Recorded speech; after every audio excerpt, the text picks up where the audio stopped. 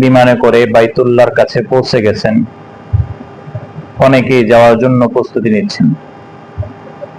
হজ কাদের উপর ফরজ?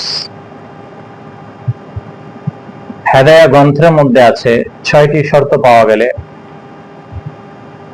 ওই ব্যক্তির উপর হজ ফরজ হবে। 1 নাম্বার মুসলিম হওয়া, 2 নাম্বার আকল অর্থাৎ সুস্থ হতে হবে, পাগল হলে তার উপর হজ ফরজ হবে না। 3 নাম্বার বালেগ হতে হবে, নাবালেগের উপর হজ ফরজ না।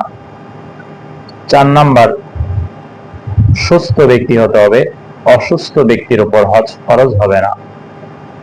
5 নাম্বার আজাদ হতে হবে, গোলাম বা বাদীর উপর হজ ফরজ হবে না। 6 নাম্বার সবচেয়ে ইম্পর্টেন্ট, সামর্থ্য হতে হবে, সামর্থ্য যার নাই তার উপর হজ ফরজ হবে না। এ বিষয়ে বিস্তারিত আপনারা